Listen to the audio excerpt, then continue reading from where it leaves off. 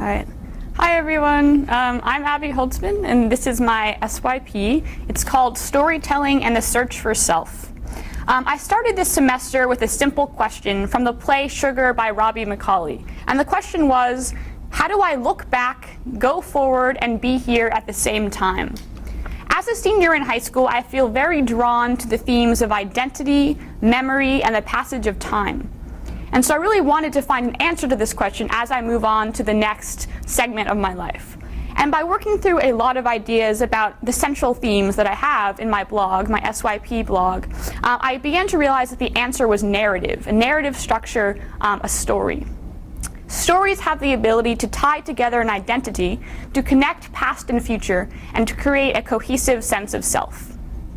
I want to start my presentation with a quick anecdote, and it's about a party that occurred in 1967 called the Invisible Circus, and it was led by the writer Richard Brautigan. And the party took place in a church basement, and there were people in all different costumes dancing, and the writer sent out these reporters, and the reporters would go around and take notes on the proceedings, and they would report back immediately, type up their notes, and distribute them back to the participants of the party. And this was interesting because the reporters, they immediately converted the present into this narrative, this greater and grander structure, and allowing people to literally self-examine, to read about themselves, and to have this new perspective about what they were doing and who they were. In addition, the storytelling that took place with these notes, it's impossible to really retell reality as it is. So the events became fictionalized, they became more vivid, and these people's identities were really created in these moments.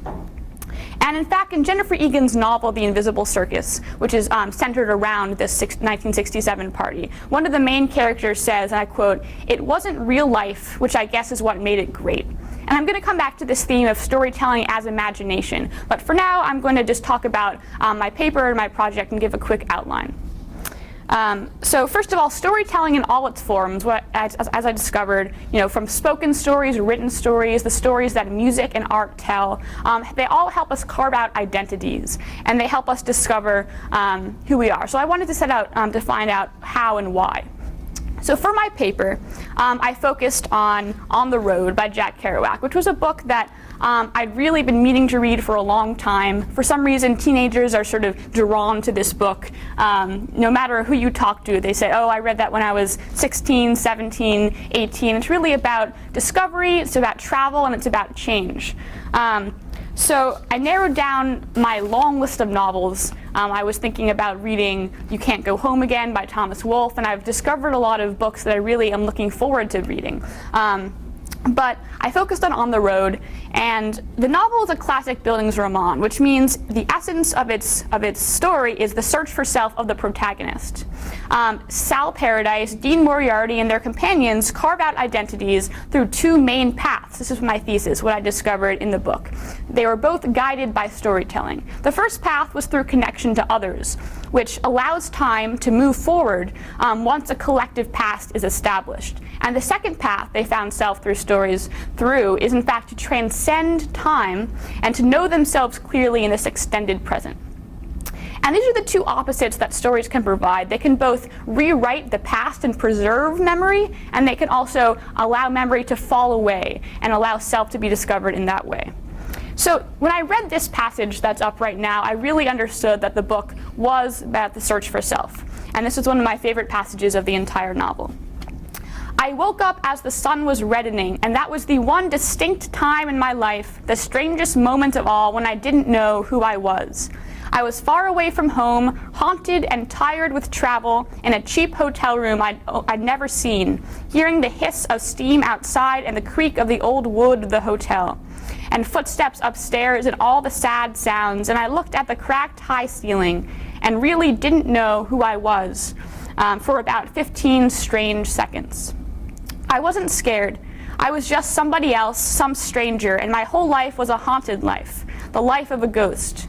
I was halfway across America at the dividing line between the east of my youth and the west of my future. And maybe that's why it happened right there and then, that strange red afternoon. So in addition to this being a physical journey across the country and back, it certainly was a search for identity and a search for something to make the growing up process make sense. And to look at the different types of storytelling in On the Road for my thesis, there are a variety of different types. So for instance, there are the stories of the hobos who are picked up in the trucks, and they all have their own tale to tell, traveling across the country together. And there's the story of the bop, the crazy jazz music that the characters listen to. And this music puts them in a kind of frenzy of enlightenment. And they say, when they listen to the music, that they found it, capital I-T. They know themselves, they know time, and they've discovered it. And I really wanted to figure out what it was, and what is this moment. And I began to, as I did more research, I began to realize that there is a strong parallel to Aristotle's idea of catharsis, which is the purgation of pity and fear when somebody views art, specifically tragedy. So I talked to a professor of philosophy at Boston College, Professor Richard Carney, and I'm going to let you listen to part of that interview in a moment. But he talked about this moment of catharsis as this moment of really knowing oneself and having discovered something really incredible through art and through stories. So it is sort of a cosmic force that I was reading about, and people who bask in it become known, they know life, they have no more questions. And they really, they have no constraining past, they have no future, they've really found this eternal present. And this is the object of all their searching, the characters in the novel, to find this moment of it. And that's really the joy of a narrated life and an examined life, which are truly the same thing. So another type of story in On the Road is when Dean, who represents the real-life person Neil Cassidy, and Carlo, who represents Allen Ginsberg, they sit facing each other on a bed, cross-legged, and they're communicating honestly, is the quote. And they're telling stories in which they can be anything they want to be. So the mayor of Denver, or the greatest poet of all time. And this really represents the second path to self that I was talking about, or the first, the one that connection to others can provide. And that is the act of creation and invention that storytelling really represents, transforming the past and with it the self. And throughout reading On the Road, I realized that all different types of stories are really connected. There's music and art and the spoken word. In fact, Kerouac compared his writing to jazz music and jazz to a story, so that shows one connection between different types of stories. And my second main text that was On the Road, my second main text with my paper was on stories written by Richard Carney. And a quote from an interview I did with him is here. And he says, "Storytelling is the attempt to implot our experiences, the synthesis of the heterogeneous, the bringing together of a life into some kind of order, some pattern. Gathering all these disparate elements in time and space and bringing them together into something that can be identified as perduring, as lasting. That's what narrative does. It enables us to last, to endure, to be ourselves over time. Narrative is healing. It reconnects the lost and broken and hemorrhaged parts of yourself." And by listening to him and by reading his book On Stories, On the Road, On Stories, they're very similarly titled and also very connected. I began to really think about that vital element of imagination that narrative provides. It's really about creating truth rather than reporting it. And there's a quote from one of my favorite plays, which is 6 Degrees of Separation by John Guare, and it says, "Imagination, that is God's gift to make the act of self-examination bearable." And you can see that in The Invisible Circus. It wasn't real life, and that's what made it great. And narrative, is what brings everybody's different time selves, their past, the present, the future together into one overarching structure, into one path that allows people to know where they're going and to know who they are. And even if this path is fictionalized, it's made up, it's still true. And another philosopher who talked about this is Jose Ortega, who wrote in his essay, "Man Has No Nature," that man is the novelist of himself. And this brings up a lot of what I was thinking about the construction of self. So we don't discover ourselves as much as really invent them.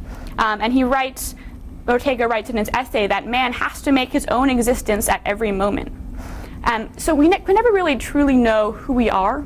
we have to, in the absence of absolute truth, we are natural storytellers, I think. And we invent what we cannot observe. And I like to think about the parable of the pen, which is a philosophical thought experiment that I learned about when interviewing Professor Carney. And it's about a pen behind a piece of paper or anything, some object. And we can never know what it is, ever. We can, someone can tell us it's metal, it's cylindrical, it's used to write. And even if we know everything about that pen, we can never truly know its essence.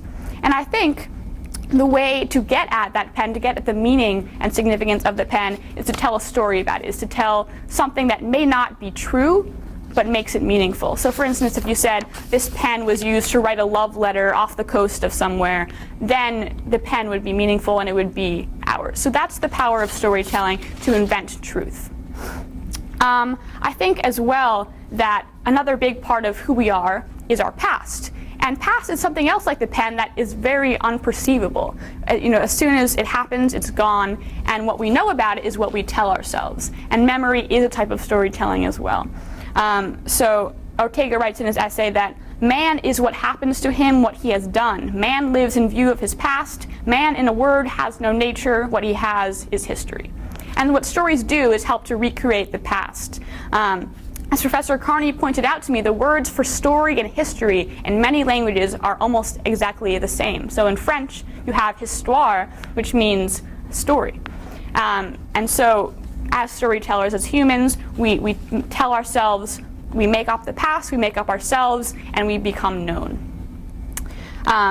So that was the paper very quickly. I want to focus mostly, though, on my project, which I've been working on very hard over the past couple months. And I'm going to transition now to listening to some audio. So for my paper, I wanted to go a step further. I had figured out how literary characters, specifically in On the Road, find self through stories, but I wanted to see how real people do the same with stories, with novels like On the Road. And so I interviewed 12 people, and I captured those audio interviews, edited them down, and made an audio exhibit that is actually still going on in the library. And so here are a couple excerpts from the exhibit, from the interviews that I did. And I asked every subject to talk about one book that really changed their perception of their self and of the world. And I got some very interesting responses. And in addition, I asked people to talk about other types of storytelling in their lives. So I'm going to show you a couple tracks right now. I have to exit this. But the first one is by a subject named Books. His name is Books. He's a college student. And in this segment of my interview, he talked about how he is the main character in the story of his life. This is how narrative helps him craft identity. And it's that conceptual frame of my life as a story that has allowed me to create my identity. Because once I started thinking of myself as a character in a story, I've been able to contextualize and create, and in a way, it's very much an artificial process. It's creating this character of who I want to be, not just in the eyes of the people around me, but in the eyes of a non-existent audience. And what are they thinking? Am I a tragic hero with an awful flaw that I must struggle to overcome but will inevitably be dragged down by? Am I the plucky young underdog struggling to find identity in a world against him? Or am I a young artist out to find his own way? Or am I a dashing action hero gonna save the world from the dark, evil, alien threat of teenage angst? That's up to me. And I can be any of those things, and I can be all of those things. It all depends on the context, and it all depends on where the story is. So that was a quick clip from Books. The next one I want to play is Professor Carney reading out loud from Ulysses, which is the book that he chose that really changed his life. And he had read Ulysses 22 times, which I think is pretty incredible. And for me, he has an Irish accent. He grew up in Ireland. And this is him reading some of the first page of Ulysses. You said I was a flower. Oh, the last page of Ulysses. So you're a flower all over the body.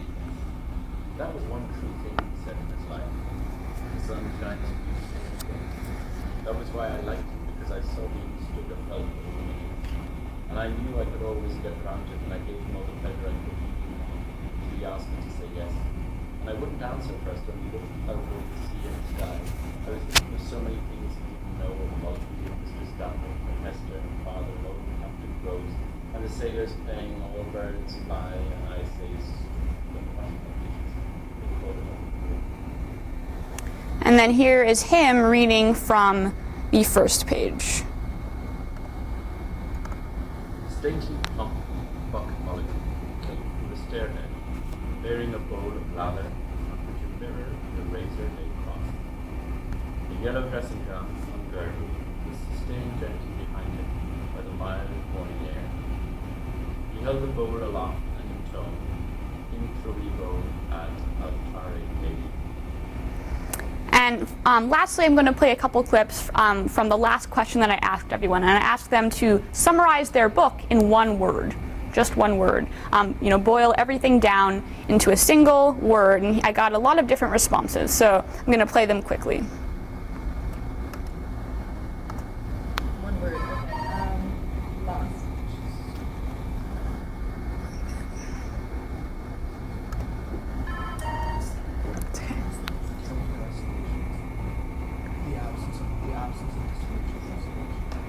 I don't know if that's loud enough, but there it is. Play it again. Counter-isolationism. The absence and dissolution of isolation. It's one word.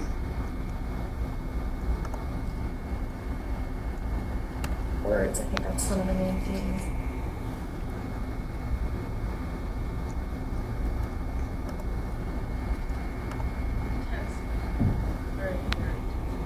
I'm going to play that again because I don't think that was loud enough either. Intense. It's very, very intense book. So those were a couple quick clips from the audio exhibit upstairs. And on Friday was the day of the exhibit, and I got, I think, 4 or 5 different full classes to come in. They filed in, and they sat down at these computers all around the side of Classroom A in the library, and immediately silence fell. And I thought that was really incredible. An A-block freshman class just coming in, putting on headphones, and immediately being absorbed by these other people's stories. And I have some pictures from the exhibit. It's still going on, but here are some pictures. So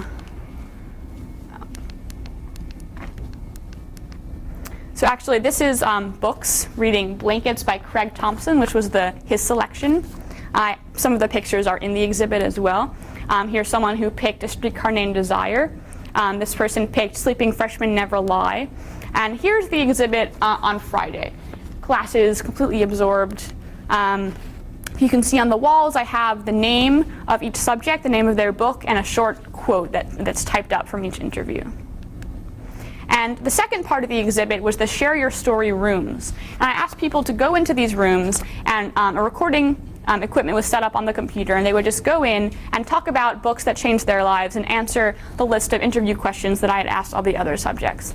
And a surprising amount of people really took this option and were in there for 10, 15 minutes just talking at the computer and sharing their story. And I think that as well is incredible. And what I'm going to do with those interviews once I collect all of them is edit them and give them to the library to distribute with the books themselves that these people selected. So, for instance, I know someone picked a play, August Osage County by Tracy Letts. And that interview on a CD will probably go with the book or online if someone checks it out at the library. And I think that's really important because a big part of my project is about passing the parcel. There's a quote from one of my other favorite plays, The History Boys by Alan Bennett, and it says, "Passing the parcel, that's all you can do, pass it on." And I think that the sharing of stories and the transfer of stories is important to this finding self and is important to the transition of leaving home as well. So those are the Share Your Story rooms. And then I have just a list of things people could be doing. And if you see on the side, there are postcards and pens set up. And I asked people to write down any story on these postcards, any story at all about themselves, put it in the box, and at the end of the exhibit when they left, they would take another postcard and they would have transferred something and taken and given. And it's really, they put something in and they get something out. And I have some examples of those up here as well. more people listening to the exhibit.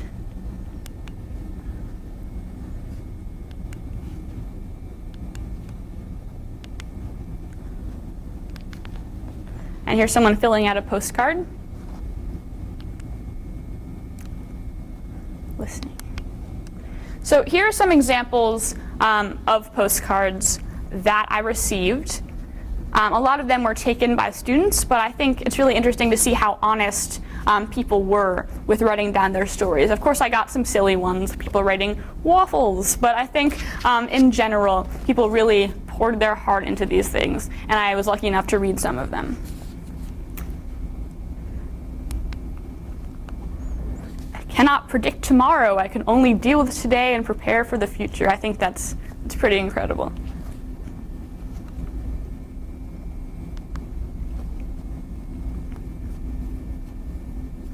And many of these stories were about stories as well. So this is about television and connection. This one's very simple. It almost reminds me of those minimalist 6-word memoirs. And I think it tells a very important story as well.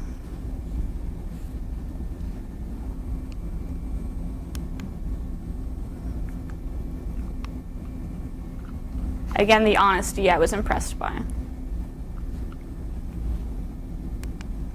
And here are the front of the postcards. They were all book covers, which I think ties everything together and was very convenient. So some of them were very old, kind of silly.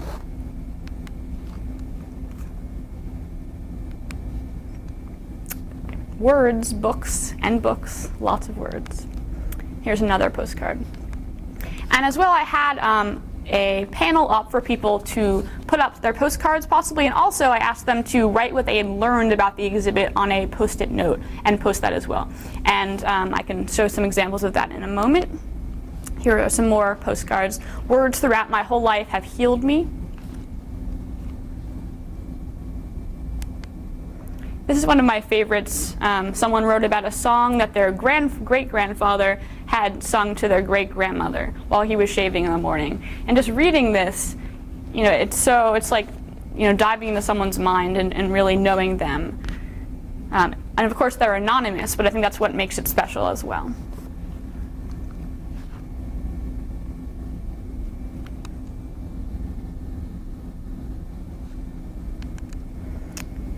My story is still being written. I like this one. And then here are some examples of the post-it notes that people put up as well, what they learned. And I was surprised as well that people were really affected by the exhibit. It was a minimalist setup, but people really became engaged and engrossed, and I think the sharing of stories was an important and cathartic experience for everyone. And before I go on to that, I will explain in a moment. I just want to talk a little bit more about the exhibit. I was really inspired by NPR's StoryCorps, which is, exactly. They wrote a book, actually, they didn't write it, but Listening is an Act of Love is a collection of the transcripts of a bunch of interviews that they did for this program. And they basically went around to a lot of major cities and they set up listening booths. And people could come in, 2 people at a time, and just share stories and talk to each other. And these are now in the archives of the Library of Congress. These words are preserved forever. And I was definitely interested in that natural sharing and the natural storytelling. And I think the reason I preserve the stories as in audio form is because I'm really interested in the power of the spoken word. I write plays, and I think that there's something that's really lost on the page that can only be recovered with the human voice. So in my interviews, I kept laughs, I kept pauses, I kept stutters, because I really think that preserves that moment that I had when I was interviewing people, and I just wanted to jump across the table and give them a hug. Like, that is what I've been thinking about. Thank you for saying that. You really just blew my mind. So by keeping them in audio form, I definitely wanted to transfer that moment to my audience. And to start out my exhibit, I would play a really short clip from a performance that I was at in a church, and I had just put my little recorder on my knee and I had pressed play, and I captured a couple seconds of this orchestra playing a piece of music that I don't know the name of. And after I played that for the classes who came in, I would say, I don't think that hear the whole fullness of the music and the stained glass hugeness of the church within those sounds. And there's something uniquely powerful about sound, especially with storytelling. Yes, so before I go on to my last slide, I want to end with a quick anecdote again. So I recently received a letter that I wrote myself in 7th grade, and that was interesting, but I just want to quote a couple lines from that and explain how it connects to narrative and to self. So the first line, it's embarrassing, but I said, "Anyway, as you go off into the world, please keep this letter. It will remind you that you aren't me, and that each year passing is an opportunity for you to change and to start over." And I think that really speaks to the idea of the self as something totally malleable and subjective. You know, man is the novelist of himself, and self-creation more than self-discovery. And finally, at the end, I signed off the letter by saying, "I don't know what color your hair is or how tall you are, but we share the same memories."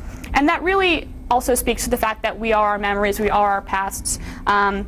And this letter is a type of narrative, the one that I got. It binds together my past self, my present self, and my future self. It brings back my former expectations, my values, my thoughts, and it outlines what path I will be taking in the future. So that was interesting, and it was really serendipitous to get that letter around this time. And so finally, this is a fledgling. It's a bird. I am planning on continuing the things I've been thinking about with SYP in the future by creating an online literary audio magazine for adolescents called Fledgling. And it's based off of an audio magazine I really enjoy called The Drum, and an adolescent magazine called Rookie. And it's going to, tie together a lot of my interests: storytelling, audio, the transition of leaving home, and it's going to be for people who are leaving home for the first time, so they can, have this cathartic experience of sharing stories. And sections will include both fiction, interviews. I'm going to ask people to record themselves making recipes that have been passed down from different relatives, and keep these memories alive, and sort of make a narrative structure that makes the leaving of home a lot easier. So I'm going to have a lot of prompts as well for people to submit their own audio, like what is time, what is home, and I'm really excited to see how it will turn out. And I already have a lot of, I have my PR manager friend, and I have my web designer friend, and it's really coming along. And this is a way for me to continue what I think will be a main theme in my life, which is the power of storytelling and the search for self. So thank you.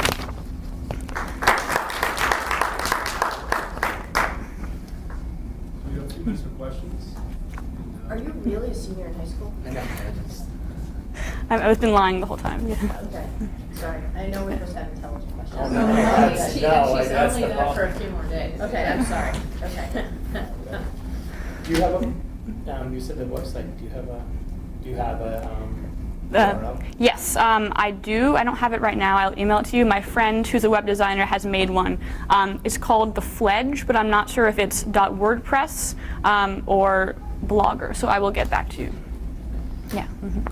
Yes. So what do you think, as you look back on your time in the Newton Public Schools, what do you, or even just outside of the Newton Public Schools, what do you think gave you this strong connection to stories? Because clearly, even from your 7th grade letter, you were there.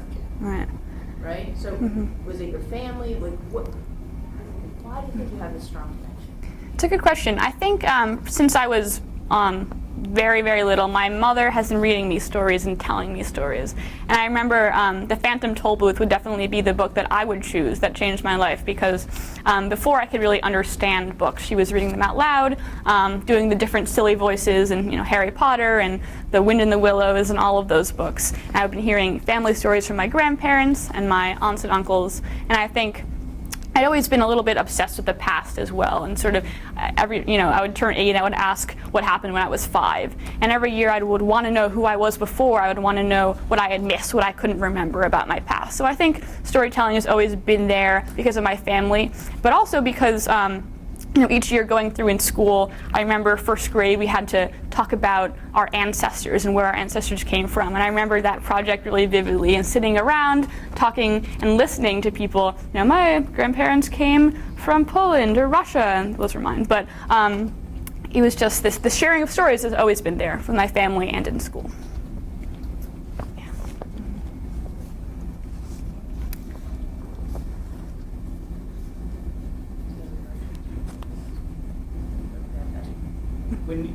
From your presentation, Mhm. it seems to blur a line between fiction and nonfiction. But there's no such thing. From what you, I mean, in some ways, because Mhm. every story comes from somebody's personal idea and their own, on Mhm. road is quote, fiction, but it's Right. nonfiction. Exactly. Did you find that in a lot with the people you talked to? Most of their stories, even though they made them up, it's based on On their truth. Yeah, I think so. I mean, I definitely, this year we read The Things They Carried in English class, and there's the difference between happening truth and story truth. And Tim O'Brien's really saying that story truth is more true than happening truth. It becomes the truth. It becomes how we felt becomes what happened. So I definitely think that whenever you tell a story or read a story, it's impossible to not insert part of yourself into it and to mold what happened through the sieve of your mind, if that makes any sense. So definitely. And it's funny that On the Road is definitely a fictionalized account of real life. And the names are changed, and I'm sure a lot of it didn't happen, but it's interesting how that line can blur. Right, well, it's too difficult to tease out the reality and the non-reality.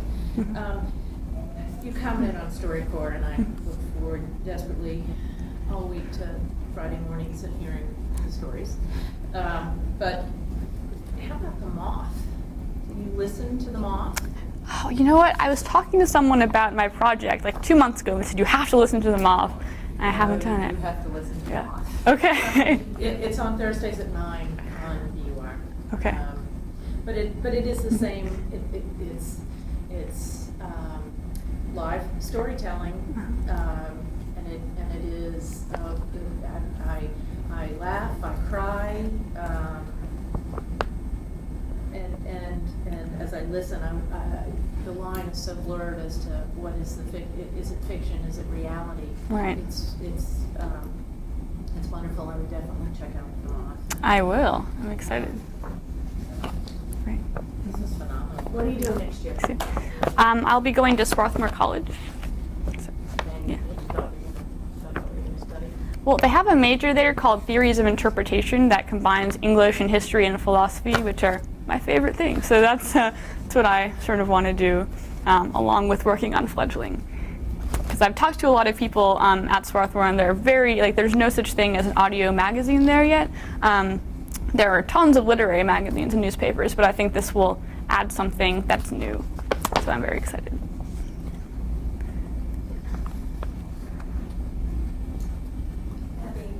How has being involved with CPM project stretched you personally as a student or as a person, just like in terms of the process, let's say?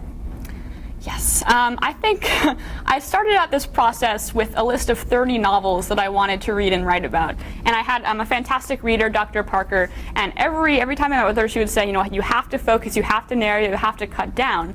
And that's something that I really, really struggled with throughout my 4 years here. And I literally had to this time because of the time constraints. So it went down from 30 to 20 to 10 to 5 to 3 to 2 to 1 novel. And I also started out with these big themes: time, memory, storytelling, home. And Dr. Parker said, you have to come up with a question, you have to come up with a thesis and a topic and a narrowing of your focus. And that was very difficult for me. I tend to write papers like about Hamlet with 5 different sections. And I think that that's helped me in some ways be able to handle big books like that, but I've really learned throughout this process that that's impossible at a certain point, and that it's much more meaningful and much more useful and significant to focus on a very small aspect of a question to fully investigate it. So I'm definitely very happy with what I ended up accomplishing within this narrow lens, and I'm learning to not regret everything that has to fall to the side, so that I didn't read a 500-page novel and that I didn't interview 25 people. So definitely learning how to cut down was very important to me. Yeah. Thank you.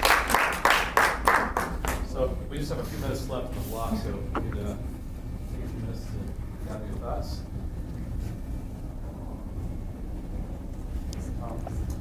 Also, I don't know if Abby explicitly said this, but I think you did actually, but the exhibit up in the library is open. Yes, it is. You should all stop by. For a long. It's open until 1 today to be replaced by another exhibit. So you can run upstairs. Maybe I can make it Okay. during lunch. Okay.